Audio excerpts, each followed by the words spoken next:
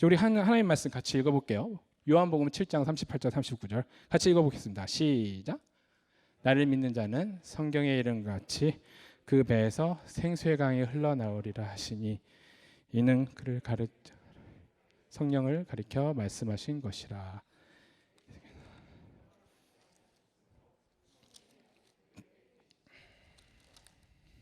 아멘. 오늘은 성령의 충만함을 흘러 넘치게 받으라라는 제목입니다. 그러니까 우리가 이제 예배를 드릴 때에 은혜 받기를 사모하죠. 그래서 이제 은혜를 사모하는 마음으로 교회에 나옵니다. 그래서 이제 예배를 다 마친 후에 은혜 받았습니다. 은혜 받았습니다. 막 이렇게 기도한단 말이에요. 근데 이제 한번 이걸 생각해 볼 필요가 있어요. 우리가 은혜 받은 거는 무엇인가? 네. 오늘 목사님 설교가 정말 좋았어. 그래서 안 졸았어. 은혜 받았다. 그럴 수도 있어요. 또 오늘 성가대 찬양이 너무 좋았어. 와, 너무 좋더라. 화음도 잘 맞고 은혜 받았어. 오늘 예배는 참 은혜스러워. 여러분들, 은혜가 뭘까요? 은혜가. 우리 한번 이 말씀 제가 한번 읽어볼게요. 그리스도 예수 안에 있는 속량으로 말미암아 하나님의 은혜로 값없이 의롭다 하심을 얻은 자 되었느니라. 우리가 예배를 통해서 은혜 받았다라는 얘기를 많이 하잖아요. 은혜 받았다, 은혜 받았다. 그런데 이 은혜라는 건요, 헬라어의 뜻은 grace라는 뜻도 있고 gift라는 뜻이 있습니다. 그래서 은혜는 하나님이 주시는 선물이에요. 그런데 이 은혜는 어떤 은혜가 있냐면 하나님이 모든 사람에게 은혜를 주십니다. 그러니까 예수를 믿든 예수를 믿지 않든 다 은혜를 주세요. 그게 보편적인 은혜라고 하거든요. 그래서 모든 사람들에게 다 은혜를 주세요. 그리고 예수 그리스도를 믿는 사람들에게는 구원의 은혜라는 특별한 은혜를 주십니다. 그러니까 예배를 드리러 오는 사람들은 어떤 사람들이 오는 거예요? 구원의 은혜를 받은 사람들이 오는 거예요. 그러니까 우리는 이미 은혜를 받은 자고 그 은혜 안에 사는 사람들입니다. 근데 은혜를 안에 사는 사람들이 교회에 와가지고 하나님의 말씀, 우리가 은혜를 사모하는 게 맞는데 우리가 잘못 착각하는 케이스가 있어요. 뭐라고 착각하냐면 은혜가 설교 말씀이 잘 들리고 뭔가 감동이 있고 내가 동의할 수 있는 것이 있으면 은혜를 받았다라고 착각을 하는 거예요.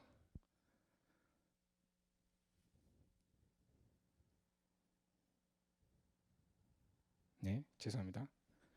물 좀 마실게요.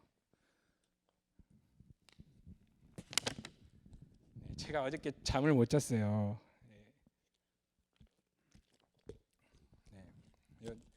팀원들한테 얘기했지만 저는 저를 지금 풀로 가동하고 있습니다. 네.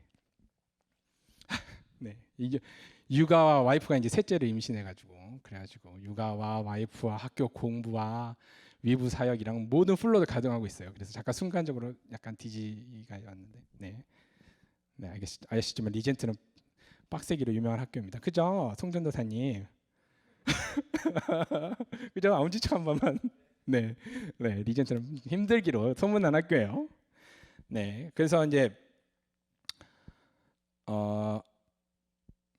우리가 은혜를 받았다라는 것을 이렇게 착각하면 안 되는 게 뭐냐면 그 지적인 것에 동의를 얻어서 내가 지적으로 오늘 설교 말씀에 동의를 했어, 이렇게 하면 은혜 받았다고 착각을 하는 거예요. 이거는 은혜 받은 게 아닌데, 감동받았어, 이게 은혜가 아니라는 거예요. 그래서 자꾸 은혜는 뭐냐면은 기본적으로 베이스가 깔린 그 뜻은 뭐냐면 우리가 예수 그리스도가 우리에게 아무 값없이 주신 겁니다. 그래서 이것은 우리의 삶 속에서 날마다 일어나고 있는 거예요. 근데 자꾸 교회 와서 은혜 받기를 사모해요. 이게 우리가 좀 이거를 좀 생각을 바꿔야 돼요. 그러면 교회 와서 은혜 받기를 사모하면 어떻게 되냐면, 잘 보세요. 세상에서 막 상처받았어. 사단의 공격을 통해서 막 여기 얻어 터지고 저기 얻어 터지고 막 상처를 받고 와가지고 주여 위로해 주시옵소서, 오늘 주일날 위로해 주시옵소서. 그래서 위로를 달라고. 그래서 위로받았어.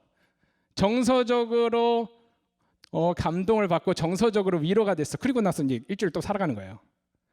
그리고 나서 또 세상에 나가가지고는 어떻게 살아요? 또 상처받고 상처 주고 지치고 피곤해서 또 와서 위로받고. 그럼 어떻게 되는 거예요? 계속 다람쥐 쳇바퀴 돌듯이 돌아가는 거예요. 그러니까 신앙 성장이라는 게 있을 수가 없는 거예요. 다시 말해, 이렇게 마이너스로 갔다가 다시 교회 와서 회복하고, 마이너스로 갔다가 교회 와서 회복하고. 그런데 이제 여기서 문제점이 있어요. 뭐 회복하고 위로받는 거 굉장히 좋습니다.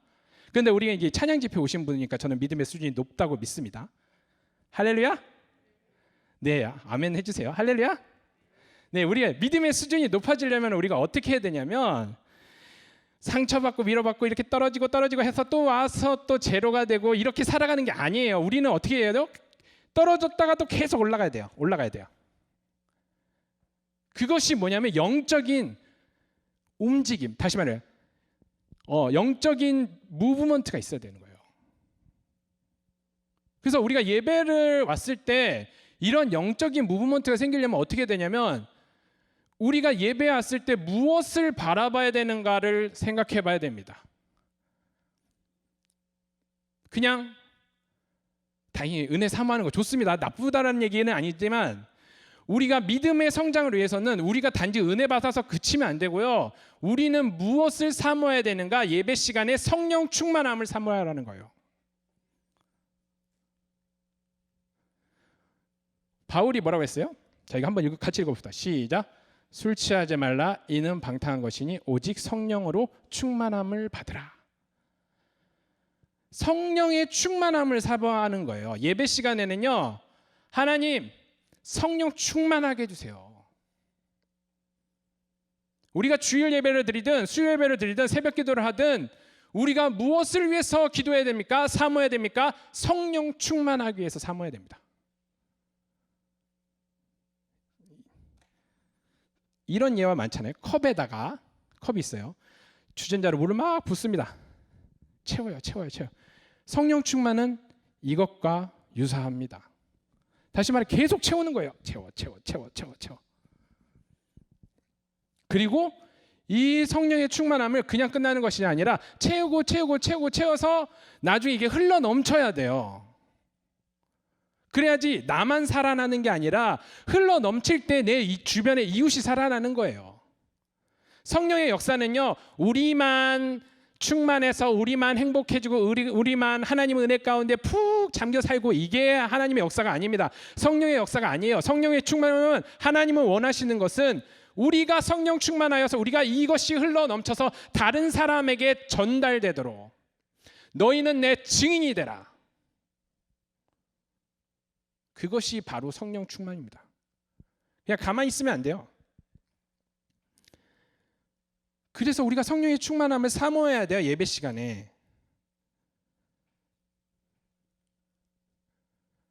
자, 오늘 아까 읽은 말씀에 나를 믿는 자는 성경에 이른같이 그 배에서 생수의 강이 흘러나리라. 그 사마리아 여인을 만났을 때 예수님이 물 얘기를 하세요. 뭐 목마르다 하면서, 그러면서 내게는 영원히 목마르지 않는 물이 나에게 있다 막 얘기하시니까 그 여자가 그러죠. 그 물을 나에게 주세요. 나는 너무 갈급해요. 내가 이 자정에 살아 없는 시간에 부끄러워가지고 이렇게 물 길러 오는데 이 물 안 길러 왔으면 좋겠어요. 그러면서 이제 요한복음에는 무슨 얘기가 계속 나오면 물 얘기가 계속 나와요. 물 얘기, 물 얘기가 계속 나옵니다. 그 물이 무엇일까요? 오늘 말씀에 보니까 요한복음 7장 38절에 성경에 이른같이 그 배에서 생수의 강이 흘러나리라. 이는 그를 믿는 자들의 받을 성령을 가리켜 말씀하신 것이라. 그러니까 우리가 영적으로 갈급하지 않으려면, 목마르지 않으려면 우리 가운데 우리 배에서 생수의 강이 흘러 넘쳐야 되는데 그것이 바로 무엇입니까? 성령님이시다. 그리고 성령 충만할 때에 우리 가운데 생수의 강이 흘러 넘칩니다. 그러면 뭐가 있어요? 기쁨이 있어요. 네, 성령 충만을 받고서 기도대장, 옛날에 이런 주일학교 찬양이 있었습니다. 될래요 성령 충만을 받고서 전도대장 될래요. 성령은 성령 우리를 뭘 만들어요? 대장으로 만들어줘요. 이런 찬양이 있어요. 성령 충만하면 뭐가 돼요? 우리가 기도대장이 되고, 성령 충만하면 전도대장이 되고, 성령 충만하면 봉사대장이 되고, 성령 충만하면 기쁜 거예요. 교회에서 왜 잡음이 많이 날까요? 막 서로 막 싸우고 뭐 이런 얘기도 들었어요. 김치를 담았는데 김치가 짜네, 싱겁네부터 시작해가지고 뭐 그런 걸로 티격태격 한다는 얘기도 들었어요. 여기 그런 분이 안 계실 거라고 믿습니다. 네. 왜 그럴까요? 뭐 하지 않아서 그래요? 성령 충만하지 않아서 그렇습니다. 그러니까 성령 충만하면 이게 내가 하는 것이 아니라 내 속에 성령님께서 이거를 기쁨으로, 즐거움으로 하게 하시는 거예요. 너무 기쁜 거예요. 아, 행복해. 교회에서 봉사하는 것도 행복하고요. 하나님 앞에 나와서 찬양하는 것도 행복하고요. 성령 충만할 때 행복합니다. 근데 성령 충만하지 않으면 어때요? 아, 이것도 하기 싫고, 목사님이 이번 주에 뭐 시켰는데 아, 나 진짜 바쁜데 피곤하고 귀찮고 하기도 싫고. 네. 그러면 한번 점검해 보셔야 돼요. 목사님이 나에게 과연 정말 어려운 것을 시켰나? 내가 정말 할 수 없는 불가능한 일을 시켰나? 그것이 아니고요. 뭐냐면은 한번 점검해 보세요. 교회에서 어떤 내가 일을 감당했을 때 내가 만약에 속에서 정말 하기 싫고 막 이런 마음이 있으면 내가 정말 성령 충만한가를 한번 점검해 보시기 바랍니다.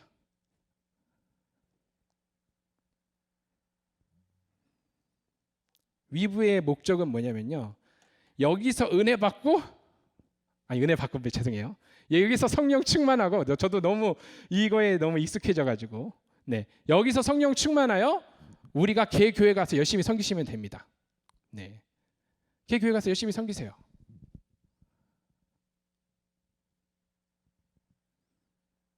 이 스피리추얼 무브먼트, 이 영적인 움직임이 여기서 끝나는 것이 아니라 우리가 정말로 성령의 충만함을 받고 개 교회에 가서 정말로 스피리추얼 무브먼트를 일으키는 거예요. 영적으로 충만하여서, 성령으로 충만하여서. 그래서 우리가 이제는 기도할 때도 성령 충만을 구해야 됩니다. 성령 충만하게 해주세요.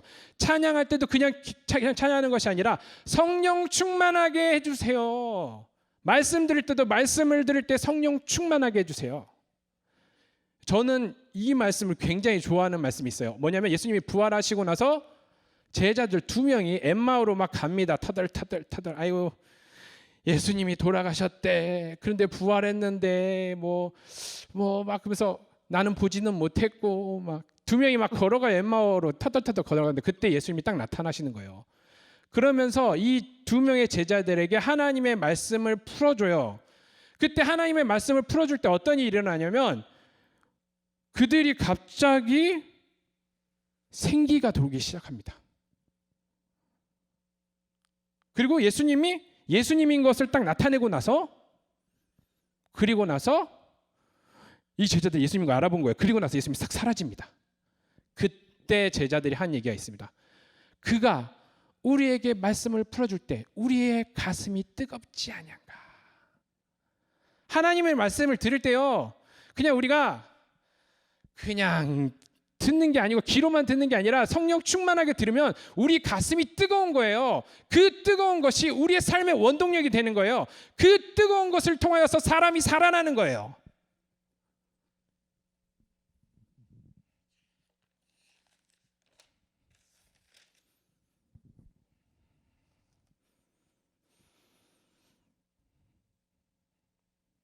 제자들은 어땠을까요?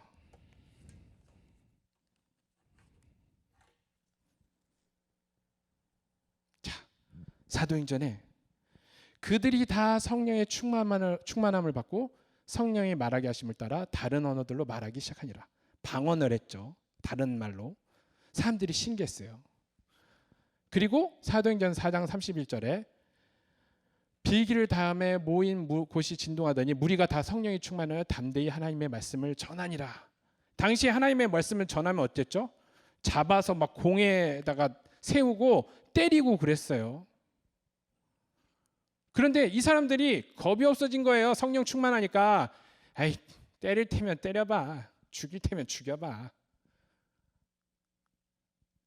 성령이 충만하니까 겁이 없어진 거예요. 그래서 베드로가 담대히 하나님의 말씀을 선포했을 때, 성령이 충만한 베드로가 하나님의 말씀을 선포했을 때 그 자리에서 3,000명이 회개하여 세례를 받는 역사가 일어납니다.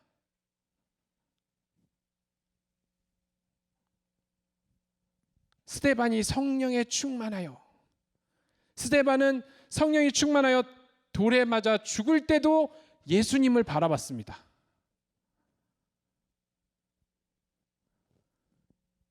그리고 예수님이 성령에 충만하여 40일 동안 성령에 이끌려요. 다시 말해 40일 금식 기도를 하러 가셨어요. 마찬가지입니다.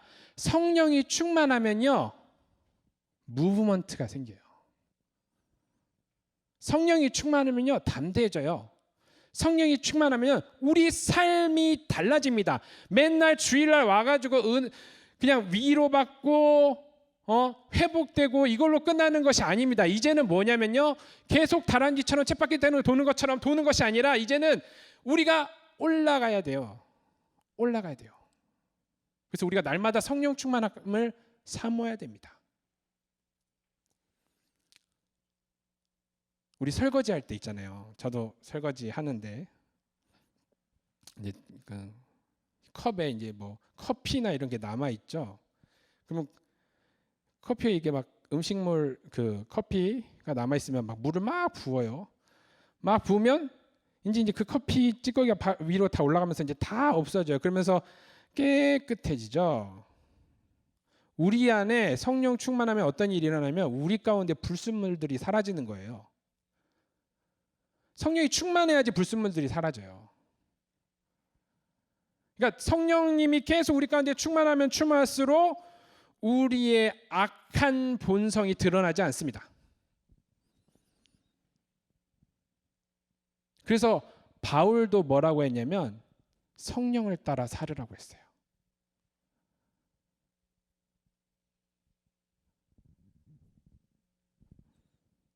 우리가 죄 안 지으려고 노력 많이 하잖아요. 저도 노력 많이 합니다. 죄 이번에 또 졌어, 하나님. 근데 중요한 거는 성령이 충만하면 그 죄 짓고 싶은 생각이 안 나는 거예요. 그런 마음이 안 드는 거예요. 성령이 충만할 때 우리 아들내미가 저를 막 괴롭혀도 아이고 주여 우리 아들 축복합니다 이러지, 성령이 충만하지 않으면 와 이런 얘기가 나오죠. 지금 한창 4살 돼가는 우리 아들내미 마찬가지입니다. 우리 삶 속에서도 우리가 계속적으로 짓는 죄들이 있어요. 또 여러 가지 내가 이길 수 있는데도 분명 내가 이 상황에 대해서 온유함으로 다스릴 수 있는데도 그러지 못한 경우가 있어요.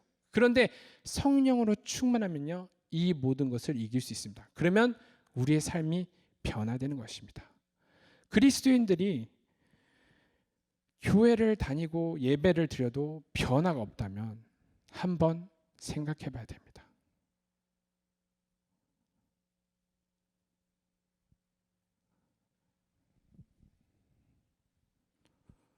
성령이 충만하면 우리 삶을 새롭게 하십니다. 성령이 충만하면 내가 할 수 없는 것들, 정말 내가 이룰 수 없는 것들 하나님께서 하십니다.